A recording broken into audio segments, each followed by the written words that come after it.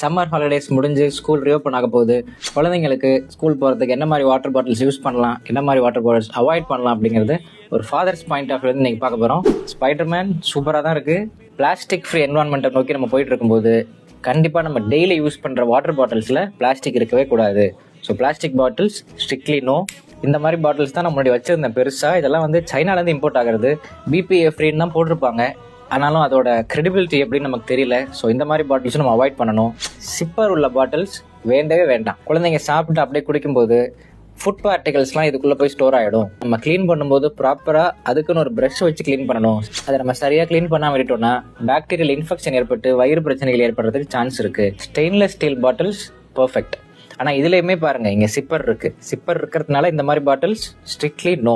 இந்த stainless steel பாட்டில்லையுமே சின்ன பிள்ளைங்களுக்கு சின்ன ஓப்பனிங் இருக்கிற மாதிரி பாட்டிலாக பார்த்து வாங்கிக்கலாம். வெளியில் நல்லா கலர்ஃபுல்லாக இருக்குது, உள்ள ஸ்டெயின்லெஸ் ஸ்டீல் இருக்குது, ஒயிட் மவுத் பாட்டிலாக இருக்குது. ஸோ நம்ம க்ளீன் பண்ணுறதுக்கும் ஈஸியாக இருக்கும். சின்ன குழந்தைங்க குடிக்கிறதுக்கு சிரமப்படுவாங்க, குடிச்சு பழகிட்டாங்க அப்படின்னா இது பெஸ்ட். நான் ஏன் இந்த சிப்பர் வேண்டாங்கிறத ஸ்ட்ரிக்டாக சொல்கிறேன்னா, எனக்கு ஒரு ஓசிடி உண்டு. குழந்தைங்க யூஸ் பண்ணுற பாத்திரம் எல்லாத்தையுமே நான் தான் பர்ஃபெக்டாக வாஷ் பண்ணி அவ்வளோ க்ளீனாக இருக்கணும்னு மெயின்டைன் பண்ணுவேன். அதனால் இதை க்ளீன் பண்ணுறதுக்கு நான் பட்ட பாடு இருக்கே, ஐயோ. அதனால தான் ஃபஸ்ட்டே இந்த வீடியோவில் from father's point of view அப்படின்னு நான் சொன்னேன். நீங்களும் இந்த பாட்டில்ஸ் எல்லாம் வாஷ் பண்ணுற பேரண்ட்டாக இருந்தீங்கன்னா உங்களுக்கும் அந்த சிரமம் புரியும்.